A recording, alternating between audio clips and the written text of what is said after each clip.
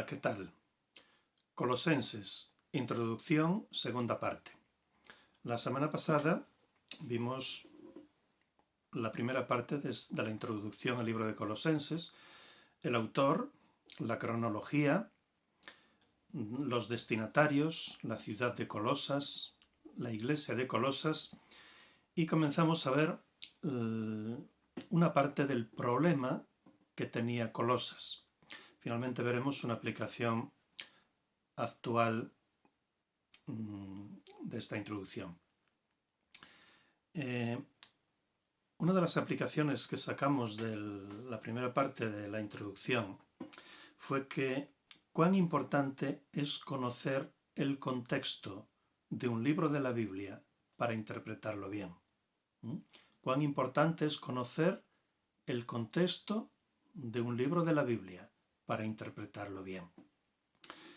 En cuanto al problema, decíamos que el problema de la iglesia de Colosas era doble.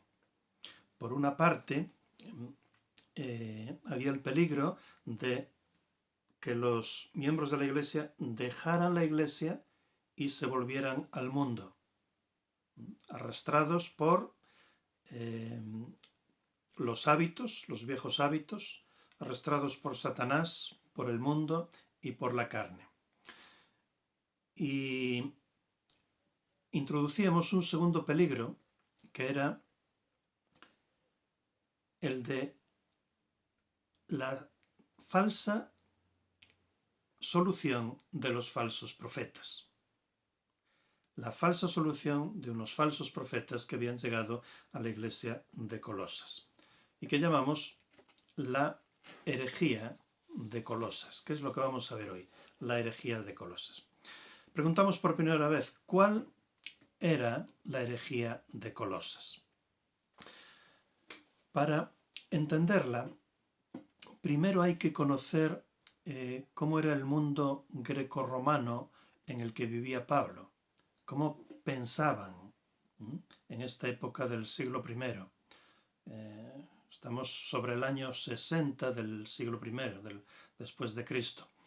Y entonces hay que procurar saltar esa brecha histórica de 20 siglos y entender cómo era la época, cómo pensaban en aquel tiempo, cómo era su cosmovisión, su visión del mundo, su mentalidad, qué pensaban de la vida, de la existencia, etc. Era una época de temor y de superstición. El hombre se sentía inseguro en el cosmos. Hoy el hombre sigue sintiéndose inseguro en el universo, porque aunque está orgulloso de sus avances tecnológicos y ha conseguido salir fuera de la atmósfera terrestre, todavía el universo le sigue siendo muy misterioso. Un universo que parece casi infinito, que todavía no ha abarcado, que todavía no comprende. Entonces el hombre, el ser humano, la raza humana, en el universo sigue sintiéndose inseguro. Hoy también el hombre sigue sintiéndose inseguro y frágil por la pandemia del coronavirus. Esta epidemia mundial, sin duda, va a cambiar una vez más la cosmovisión que tenemos del mundo. Hoy el hombre sigue sintiéndose inseguro y perplejo por la maldad, por su propia maldad. El hombre ve la maldad del mundo, ve maldad a su alrededor, pero ve también maldad en su propio interior. El hombre es un lobo para el hombre. El principal enemigo del hombre no es una especie diferente, sino que es la propia especie del hombre. La causa de la maldad, la culpa de la maldad en este mundo, de la propia maldad del hombre, no está en Dios, está en el propio hombre. Y esto le causa inseguridad y perplejidad.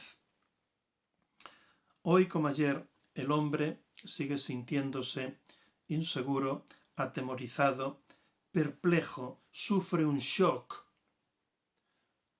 ante la gran realidad oscura de la muerte.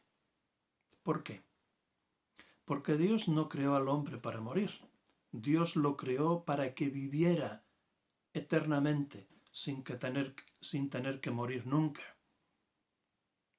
Claro, el hombre está, por tanto, inseguro y perplejo ante esta gran realidad que le resulta extraña de su propia muerte.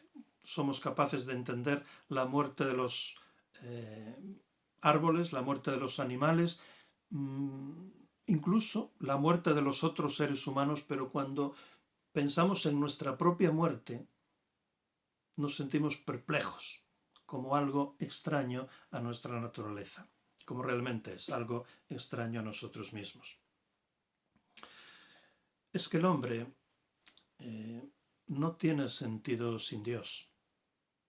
El hombre fue creado por Dios y para Dios, y no puede hallar su sentido, su satisfacción, su realización aparte de Dios.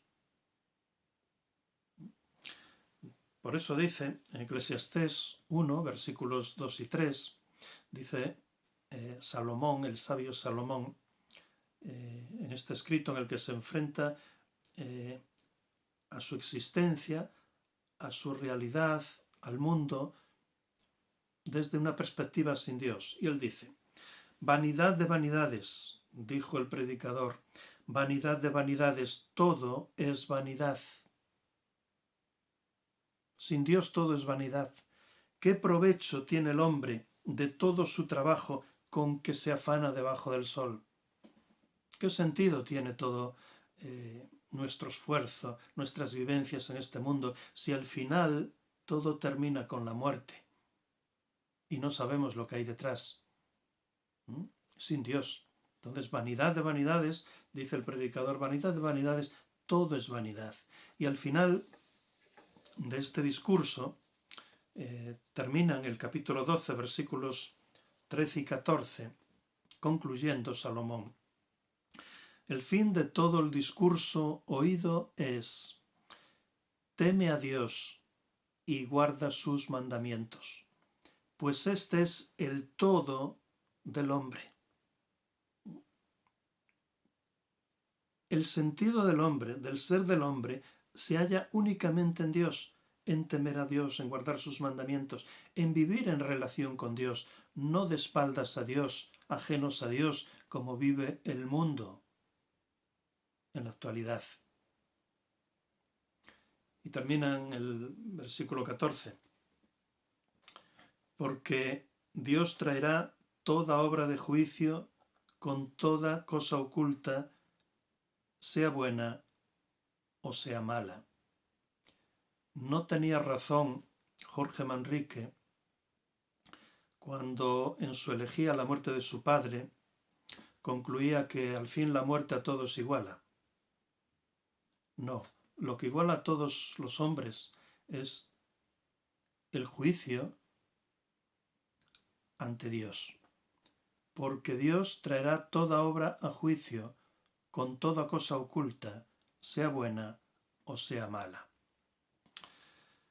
Así que en aquel entonces, en la época grecorromana, en la época de Pablo, se creía que los astros asociados con los dioses, con las deidades, afectaban a la existencia del ser humano y a su porvenir.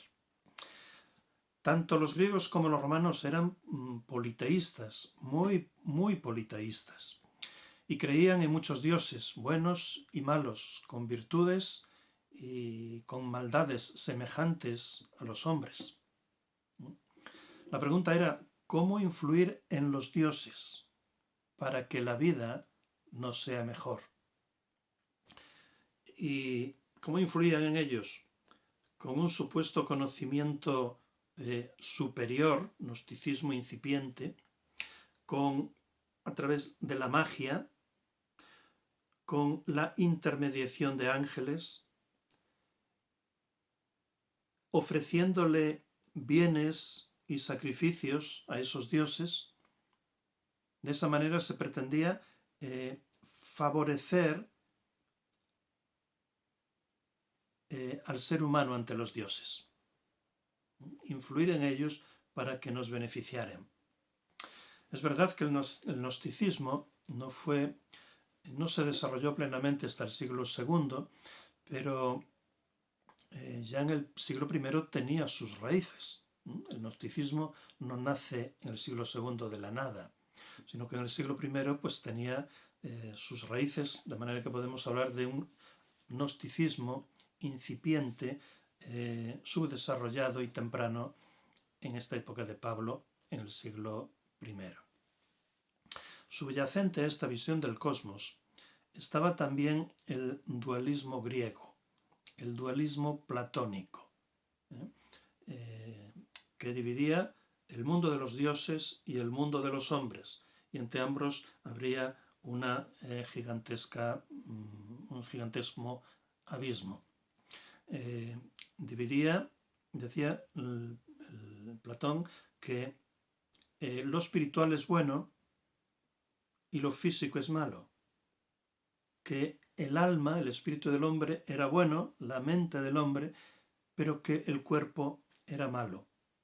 Así explicaba que el alma estaba como prisionera del cuerpo.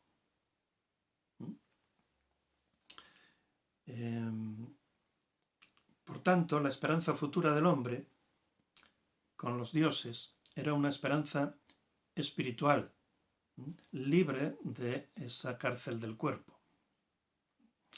Mientras tanto, mientras estamos en este mundo, el cuerpo malo había de ser tratado duramente. Esto es ascetismo. Mientras tanto, mientras estamos en este mundo, había que elevarse por encima del cuerpo. Esto es misticismo. Y mientras tanto, había que buscar la ayuda de estos intermediarios, los ángeles, culto a los ángeles. Ideas como estas formaban parte de la religión popular de la época. Y por tanto, como ha ocurrido siempre, no es de extrañar que esas creencias populares trataran de infiltrarse en la Iglesia. En este caso, en la Iglesia de Colosas, a través de lo que llamamos la herejía de Colosas. Dice Eclesiastés 1:9 que no hay nada nuevo debajo del sol. No hay nada nuevo debajo del sol. Realmente el hombre sigue siendo lo mismo. Y lo que encontramos hoy son pequeñas variantes del pensamiento antiguo. La naturaleza del ser humano sigue siendo la misma y el pensamiento del ser humano sigue siendo el mismo, con pequeñas variantes que encontramos ya en el mundo antiguo. El primer peligro entonces consistía en que aquellos jóvenes creyentes, recientes creyentes, 4 años habían pasado desde la fundación de la Iglesia, corrían el peligro de dejar la Iglesia y volverse al mundo, arrastrados por sus hábitos, por Satanás, por el mundo, por la carne. Ahora, ¿qué tienen que ver estos peligros de la iglesia en la que estaba la iglesia de Colosas y en la que estamos todos nosotros, que nos afectan a todos nosotros, que tienen que ver con la llamada herejía de Colosas? Los colosenses eran derrotados una y otra vez por los enemigos del cristiano y se sentían impotentes y frustrados.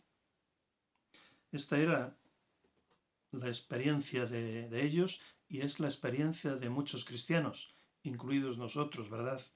Nos sentimos impotentes y frustrados ante los enemigos del cristiano. Pues iluminados maestros del error trajeron a Colosas una innovadora enseñanza ¿qué los capacitaría para triunfar sobre estos enemigos? ¿Que les daría la victoria en la vida cristiana? ¿Que les haría alcanzar la plenitud de la vida espiritual? El propósito era bueno, pero evidentemente el método, las enseñanzas eran malas y además inútiles. No servían para solucionar el primer peligro de los colosenses. Y tras el inicial deslumbramiento de sus seguidores, estos acabarían desilusionados y hundiéndose mucho más en la frustración y en la miseria espiritual. Preguntamos por segunda vez, ¿cuál era la herejía de Colosas? Era un plato preparado con 4 ingredientes, como una tortilla de patatas. Patatas, huevo, sal y aceite, 4 ingredientes. Y este era un plato preparado también con 4 ingredientes que negaban la suficiencia de Cristo para la salvación y para la santificación. Consistía en un sincretismo de 4 ideas religiosas, es decir, una combinación o mezcla de 4 creencias diferentes.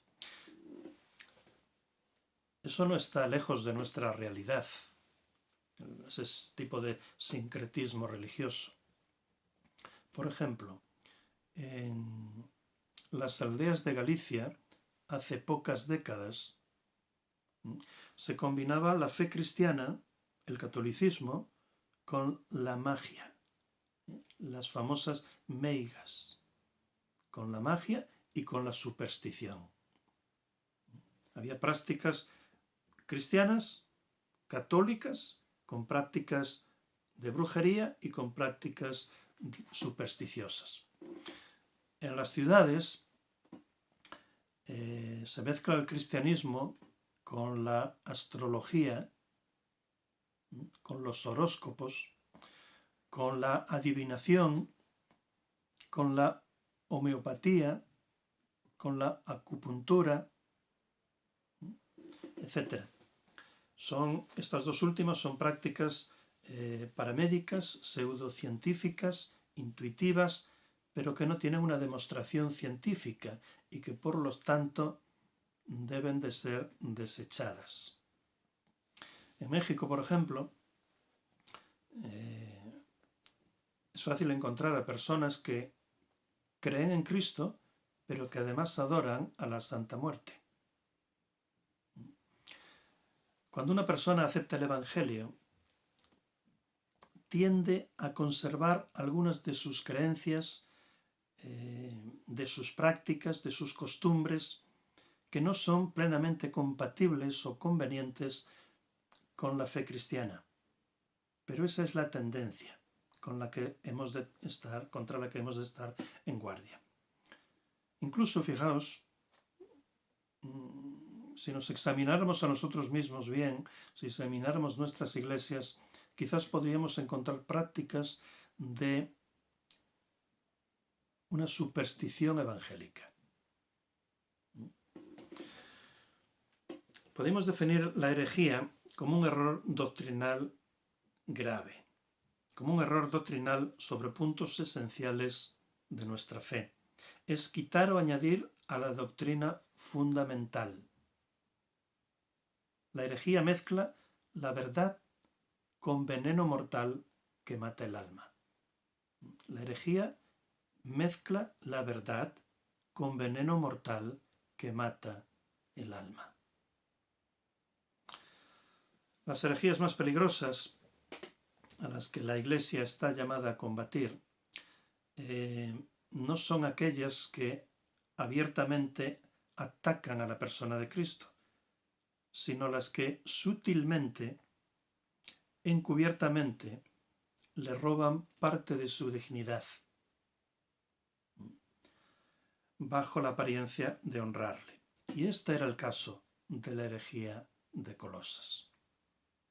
La herejía de Colosas no quitaba a Cristo, sino que le añadía, pero añadiéndole a Cristo le estaba quitando de su gloria, de su suficiencia, de su preeminencia sobre todas las cosas.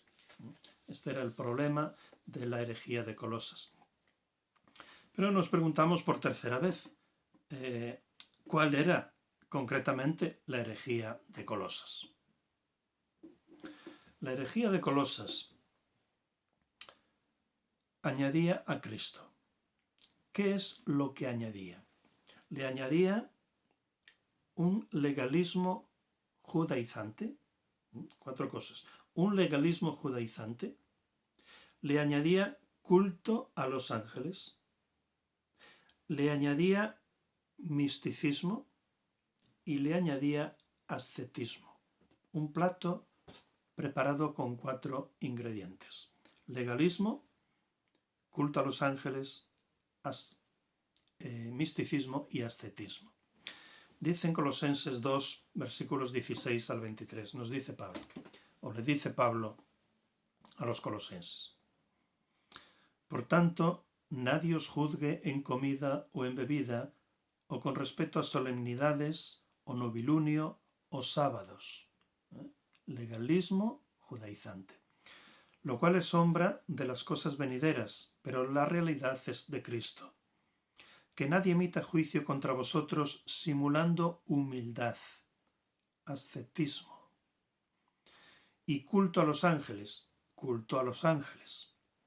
presumiendo lo que no ha visto, misticismo, vanamente hinchado por la propia mente carnal, el orgullo y la vanidad del místico y del asceta, y no sosteniendo la cabeza, de la cual todo el cuerpo, siendo nutrido y unido por las coyunturas y ligamentos, se desarrolla con el crecimiento de Dios.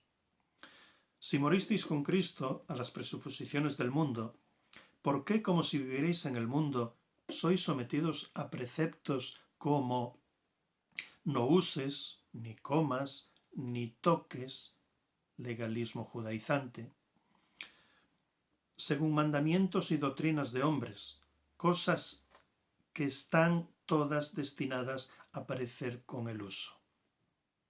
Tales cosas tienen, en verdad, cierta reputación de sabiduría, misticismo, en una religión impuesta por uno mismo y en una falsa humildad, ascetismo, y severo trato del cuerpo, ascetismo, pero no tienen valor alguno contra los apetitos de la carne. Es una solución inútil, fútil, no sirve contra los apetitos de la carne. Fijaos que en este último versículo dice: todas tales cosas tienen reputación, pero no tienen valor. Así eran esas falsas soluciones de los falsos maestros en Colosas. Tenían reputación, pero no tenían valor contra los apetitos de la carne.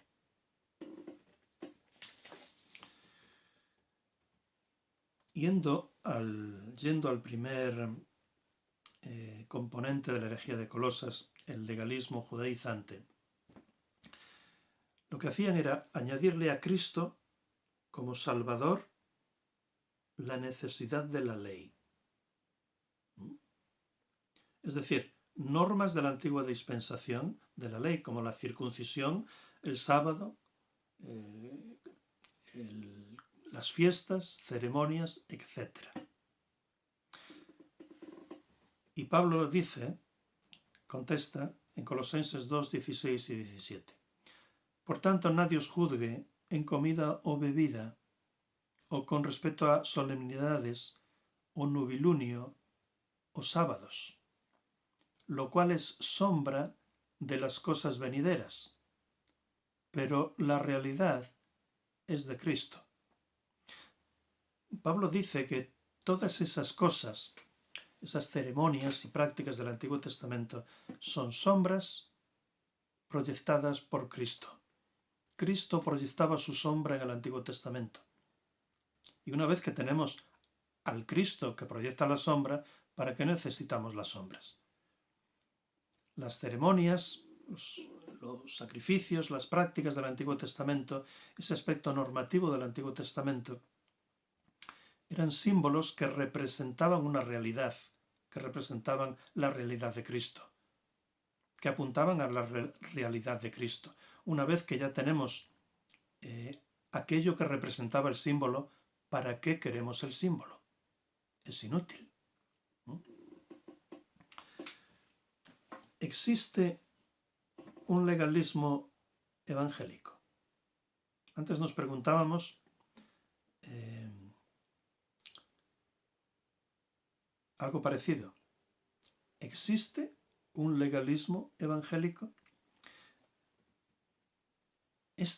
La del legalismo, es una tendencia del ser humano. Cuando establecemos normas que sutilmente contradicen la palabra de Dios, podemos estar cayendo en un legalismo evangélico. Cuando establecemos normas que contradicen o que obstaculizan la palabra de Dios.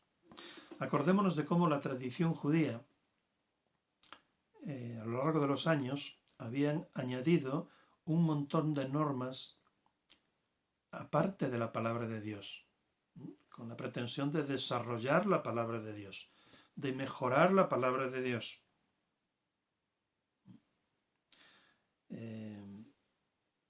Que eran al final contraproducentes, que iban en contra del espíritu de la revelación de Dios, que se habían convertido en una pesada carga para las personas y que acababan sepultando bajo ellas a la propia palabra de Dios. Y no vamos a desarrollarlo, pero podemos reflexionar un poco a ver si en algunas cosas estamos cometiendo un legalismo evangélico. El segundo componente de este plato, de esta herejía de Colosas, era el culto a los ángeles. Es decir, hacía falta Cristo para la salvación, para la santificación, pero si añadimos la intermediación, la mediación de los ángeles, la ayuda de los ángeles, era mejor. Recordemos que los ángeles existen, que fueron creados por Dios antes que los hombres, que una parte de ellos se rebelaron y que ahora denominamos demonios. Así que existen ángeles buenos y demonios, ángeles malos. El culto de los ángeles era algo característico de esa región del Valle del Lico. Los católicos también rinden culto a los santos, a los ángeles, a las vírgenes.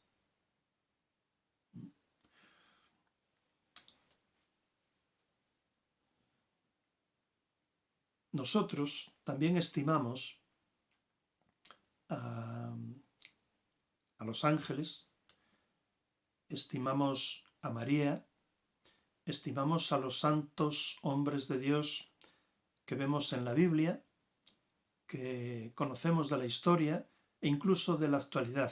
Los estimamos, los apreciamos, los imitamos. Pero una cosa es eso y otra, rendirles culto, adoración, lo cual es idolatría. Es verdad que los católicos dicen que no les rinden culto ni los adoran, sino que los veneran. Pero en la práctica, esa veneración se ha convertido en un culto, en una adoración de ángeles, de santos y de las múltiples vírgenes Marías. Colosenses 2:18 nos dice Pablo a los colosenses, que nadie emita juicio contra vosotros, simulando humildad y culto a los ángeles. Está denunciando el culto a los ángeles, preguntando lo que ha visto, vanamente hinchado por su propia mente carnal. En tercer lugar, el tercer componente de la herejía de Colosas era el misticismo, como una parte de ese incipiente gnosticismo. Es decir, Cristo, pero hay que añadirle revelaciones, un conocimiento secreto, iniciático, especial y experiencias. Y todo sazonado con un poco de éxtasis, trances y sueños. Cristo más el misticismo. Enseñaban que además de Cristo era necesario tener una nueva revelación de un conocimiento especial para obtener la salvación y la santidad en la vida cristiana, lo cual es pura herejía. Somos salvos por la fe, únicamente por Cristo. Colosenses 2:8 nos dice: mirad que no haya entre vosotros quien os esclavice por medio de filosofías, misticismo, y huecas sutilezas, misticismo, según la tradición de los hombres, conforme a las presuposiciones del mundo, y no según Cristo. Colosenses 2:18, continúa Pablo diciendo: que nadie emita juicio contra vosotros, simulando humildad y culto a los ángeles, presumiendo lo que ha visto, vanamente hinchado por su propia mente carnal.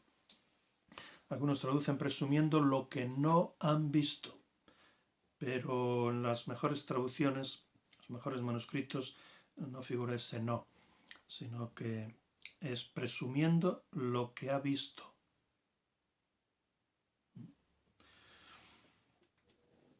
Nada hay nuevo debajo del sol, nos dice Eclesiastés 1:9.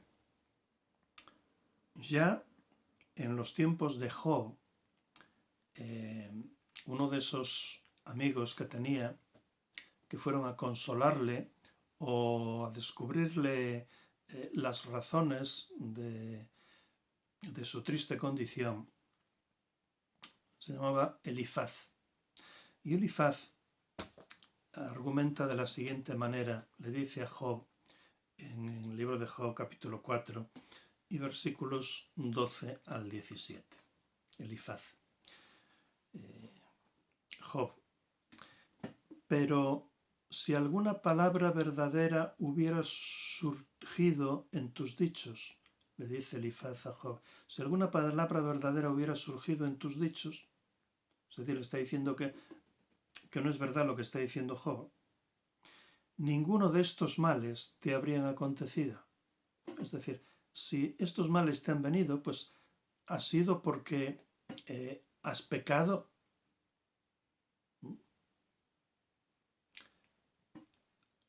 Ahora no aceptará mi oído sus revelaciones. Es decir, estaba diciendo, yo he recibido revelaciones, no aceptará mi oído sus revelaciones. En pensamientos de visiones nocturnas, está diciendo Elifaz que él tuvo revelaciones, que tuvo visiones nocturnas, cuando el sueño profundo se adueña de los hombres, es decir, que tuvo revelaciones, visiones en sueños. Y un terror se apoderó de mí, dice Elifaz. Y temblando todos mis huesos se estremecieron. Y un espíritu pasa ante mi rostro. Es decir, vio un espíritu, un espectro, un ángel, un fantasma, vio algo, una persona, aunque fantasmal. Y un espíritu pasa ante mi rostro que eriza el pelo de mi carne. Se detiene, pero no puedo distinguir su semblante. Una apariencia está delante de mis ojos, dice Elifaz. Hay silencio y oigo una voz. Esa aparición, ese espíritu le habla a Elifaz y Elifaz oye. Por eso preguntaba, ¿no he de hacer caso a lo que han oído mis oídos? ¿Y qué le dijo esa voz? Dice, una pregunta, ¿será el mortal más justo que Dios? ¿El hombre más puro que su hacedor? A lo que Job estaba diciendo, Eliafaz le dice, no argumenta con su propio pensamiento, sino que argumenta con revelaciones que recibió de Dios. Yo he recibido una palabra de Dios para ti, Job, que dice, ¿será el mortal más justo que Dios? Si te está pasando eso, Job, es porque Dios en su justicia lo ha traído sobre ti. Te ha castigado con esos males. ¿El hombre es más puro que su hacedor? Ese es el argumento, ese es el razonamiento, esa fue la experiencia mística de Eliafaz. Mucho antes que lo que encontramos aquí en el siglo I, muchos siglos antes. Así que no hay nada nuevo bajo el sol. Y experiencias de este estilo místicas pues están fundamentadas en lo mismo, no son nuevas. Aplicación. No hallamos este rasgo gnóstico, místico en el movimiento pentecostal. Cuando enseñan que, además de Cristo, es necesaria una experiencia del bautismo del Espíritu Santo posterior a la salvación. Cuando enseñan experiencias como nuevas revelaciones, nuevas, hablar en lenguas, nueva profecía, sanidades, milagros, etc. ¿No hallamos algo de esto en el movimiento pentecostal, de este gnosticismo, de este misticismo? El cuarto ingrediente, el cuarto y último ingrediente de este plato preparado por los falsos maestros que traían falsas soluciones a la iglesia de Colosas era el ascetismo, también una parte importante del gnosticismo. Es decir, Cristo era el Salvador, el santificador, pero para conseguirlo hacía falta algo más, hacía falta una vida asceta, el ascetismo. La RAE define asceta como persona que, en busca de la perfección espiritual, vive en la renuncia de lo mundano y en la disciplina de las exigencias del cuerpo. Persona que voluntariamente vive de forma muy austera y sobria. Y etimológicamente, la palabra asceta viene de otra palabra griega, ascetes, que significa el que se ejercita. Se traduce por atleta. Ascetes, atleta, asceta. Todo tiene el mismo origen, la misma palabra, ascetes. Y un atleta es un asceta, ¿verdad? Un atleta es un asceta. ¿Por qué? Porque vive de forma muy austera y sobria. En la disciplina del cuerpo, en la renuncia de muchas cosas. Las características del ascetismo son un duro trato del cuerpo, un cruel trato del cuerpo, no un duro trato, un cruel trato del cuerpo, haciendo énfasis en la palabra cruel, porque el cuerpo hay que contenerlo en sus pasiones, pero no de manera cruel. En segundo lugar, una autonegación extrema, poniendo el énfasis en este caso en extrema, porque efectivamente hay que negar a las pasiones, a las tendencias de nuestra vieja naturaleza carnal, pero no una autonegación extrema. Tercero, renuncia a los placeres. Cuarto, autoafligirse, etcétera, etcétera. Y todo con el fin de alcanzar una espiritualidad mayor. El fin, alcanzar una espiritualidad mayor, es bueno, pero los medios son malos e inútiles, ineficaces, como nos dice la palabra de Dios. Una cosa es llevar una vida sencilla, una vida austera, sobria, comedida, sana, y otra pasarse de la raya, hasta la crueldad, hacia el extremo. Ejemplos de ascetismo: había una secta entre los judíos, la secta de los esenios,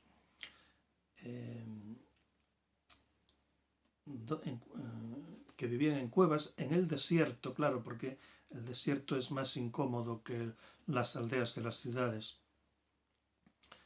donde esta secta pues hacía mucho énfasis en una vida asceta.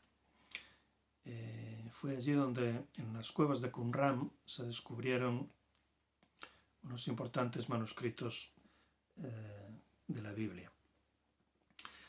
Entre los católicos existen órdenes religiosas que mortifican y dañan el cuerpo, autoflagelándose. Dice la RAI que la flagelación es maltratar el cuerpo con azotes, dándose latigazos, flagelándose el cuerpo, autoflagelándose, mal comiendo, mal vistiendo. Algunos se ponen el cilicio, que es como una tela áspera de saco que pica. Mal durmiendo, en camas incómodas para dormir y levantándose a horas intempestivas. Tratando de manera cruel, extrema, el cuerpo. El apóstol muestra su total futilidad, inutilidad, y apunta a Cristo como la verdadera respuesta a los problemas de doctrina y de práctica de los colosenses. Dice en Colosenses 2, 20 y 23: si moristeis con Cristo a las presuposiciones del mundo, ¿por qué, como si vivierais en el mundo, sois sometidos a preceptos como no uses, no comas, ni toques, según los mandamientos y doctrinas de hombres? Cosas estas todas que están destinadas a perecer con el uso. Tales cosas tienen, en verdad, cierta reputación de sabiduría en una religión impuesta por uno mismo, y en una falsa humildad y severo trato del cuerpo. Aquí está el ascetismo y severo trato del cuerpo, pero no tienen valor alguno contra los apetitos de la carne. Son inútiles. El legalismo, el culto a los ángeles, el misticismo, el ascetismo tienen cierta reputación, pero no tienen valor alguno. Tienen reputación, pero no tienen valor alguno contra los apetitos de la carne. La Biblia no enseña eso. La Biblia enseña que el ser humano se compone de una parte espiritual y de una parte física. Es decir, se compone de alma y de cuerpo. El ser humano es una unión del alma y del cuerpo. El pecado contaminó, deterioró, depravó el alma humana y el cuerpo humano. Pero de la misma manera que vemos que el cuerpo está afectado por el pecado, tiene consecuencias causadas por el pecado, nuestra alma también las tiene. Y nosotros vamos a tener un cuerpo por la eternidad. Nuestros cuerpos resucitarán, se unirán a nuestras almas y así permaneceremos eternamente con Cristo. El propio Cristo tiene un cuerpo. el cuerpo que adquirió cuando se encarnó y con el que ascendió a los cielos y con el que nos está esperando a la diestra del Padre. Ya que la Biblia está totalmente inspirada por Dios. Hermanos, no se puede añadir ni quitar nada. Y hay que interpretarla con toda precisión, porque la Biblia está íntegramente, totalmente, letra por letra, inspirada por Dios. Es la palabra de Dios, una palabra exhaustiva y finalista. Es su única revelación a los hombres. No tenemos más, pero es suficiente. No busquemos unas nuevas revelaciones privadas a mayores de la palabra de Dios que no existen. Aunque oigamos, aunque veamos, aunque tengamos experiencias, eso no viene de Dios. No puede venir de Dios. Dios no es así. Y si no viene de Dios, ¿de quién viene? Por eso dice en Apocalipsis 22, versículos 18 y 19, al final ya no solo del libro de Apocalipsis, sino de toda la Biblia. Dice: yo testifico a todo aquel que oye las palabras de la profecía de este libro. Si alguno añadiera a ellas, Dios le añadirá las plagas escritas en este libro. Y si alguno quitare, añadir y ahora quitar, de las palabras del libro de esta profecía, Dios quitará su parte del árbol de la vida y de la santa ciudad y de las cosas escritas en este libro. Amén. Para finalizar, quisiera hacer una aplicación actual. Hallar un paralelismo actual.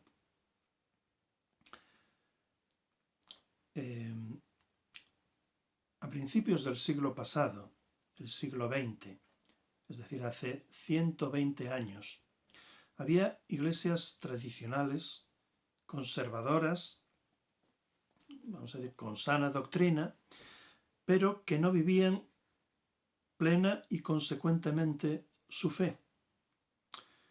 Por tanto, dentro de ellas había muchas personas descontentas, especialmente jóvenes, que corrían el riesgo de dejar la iglesia y volverse al mundo, como el primer peligro de la iglesia de Colosas. Entonces llega el movimiento pentecostal, iniciado justamente en el año 1900, y a lo largo del siglo XX se llevó a muchos de esos desencantados, prometiéndoles humo, falsedades y herejías. Prometiéndoles humo, falsedades y herejías.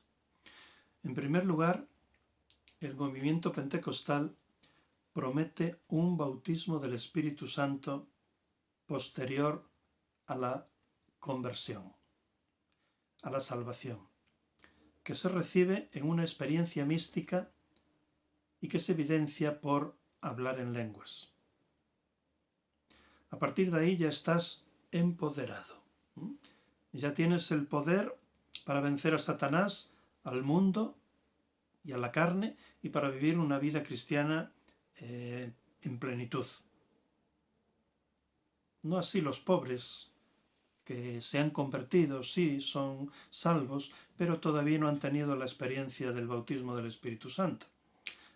Son salvos, pero son cristianos de segunda. Así nos ven ellos. En segundo lugar, el movimiento pentecostal promete una vida cristiana llena de experiencias, emociones, revelaciones y milagros. Experiencias, revelaciones, emociones y milagros. Experiencias. El experimentalismo. Lo que experimentas, lo que funciona, es lo verdadero. Eso es lo verdadero. no la palabra de Dios. Promete emociones, el emocionalismo. Lo que te emociona es lo verdadero. Guiarse por las emociones y por las sensaciones, por las experiencias, no por la palabra de Dios. Promete revelaciones, nuevas revelaciones a mayores de la palabra de Dios, es decir, añadiendo a la palabra de Dios. Lo que conduce, claro, a abandonar la vieja revelación de la palabra de Dios y quedarse con la fresca y nueva revelación personal y privada que he recibido recientemente. Promete también milagros, el milagrismo, el ir continuamente en busca de milagros. Así que la vida cristiana consiste para ellos en vivir de milagro en milagro, de revelación en revelación, de emoción en emoción, de experiencia en experiencia. Y no es así. En tercer lugar, el movimiento pentecostal promete que hablarás en lenguas, que profetizarás, que realizarás sanidades, que realizarás milagros en base a los dones del Espíritu Santo. Es decir, no entienden que esos dones revelatorios y confirmatorios pertenecen a la infancia de la Iglesia del siglo I, hasta que se confeccionó todo el canon del Nuevo Testamento. En cuarto lugar, el movimiento pentecostal promete prosperidad en todos los sentidos. Prosperidad física, prosperidad mental, prosperidad emocional, prosperidad social, prosperidad familiar, prosperidad eclesiástica, prosperidad laboral y, sobre todo, prosperidad económica. La teología de la prosperidad.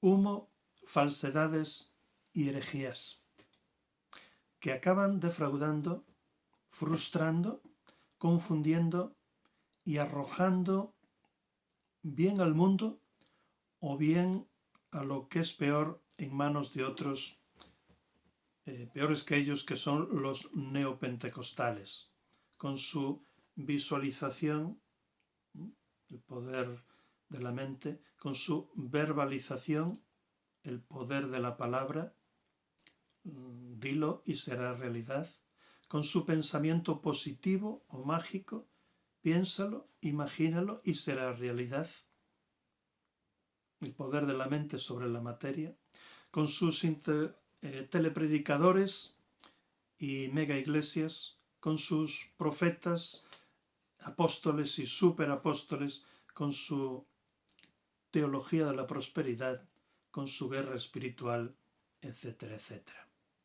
Lo triste, lo horrible del asunto es que hacen que sus seguidores entren por la puerta ancha y no por la puerta estrecha.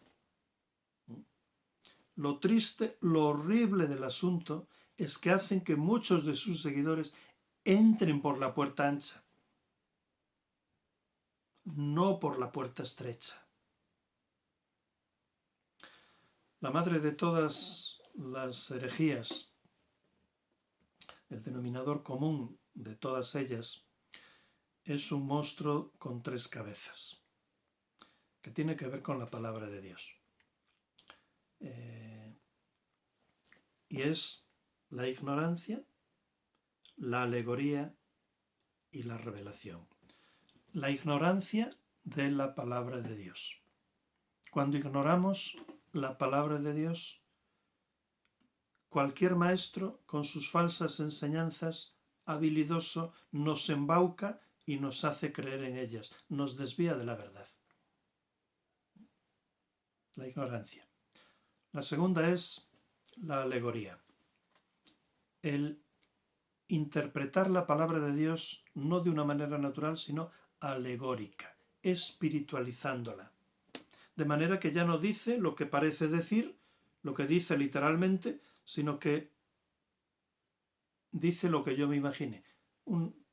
Te dice una cosa a ti, le dice una cosa al otro y me dice otra cosa diferente a mí. No, señores, la palabra de Dios dice una sola cosa. Entonces, la alegoría. Y en tercer lugar, la revelación. Las nuevas revelaciones, las relaciones privadas, las frescas revelaciones. Porque si yo he recibido una revelación esta mañana cuando me levanté, ¿para qué quiero las viejas revelaciones de la palabra de Dios? Así que el denominador común de todas las herejías, de todas las sectas y movimientos fraudulentos es el mismo y tiene que ver con la palabra de Dios. La ignorancia, la alegoría y la revelación. Si deseáis saber más sobre el movimiento pentecostal, os remito a una serie inacabada, pero una serie de 6 predicaciones sobre el pentecostalismo, que se titula así, Pentecostalismo, cuyo enlace se encuentra en la descripción de este vídeo y de los otros vídeos. Que el Señor nos ayude, hermanos, para no añadir o quitar a su palabra. Que nos ayude para interpretarla bien y que nos ayude para enseñarla correctamente. Amén.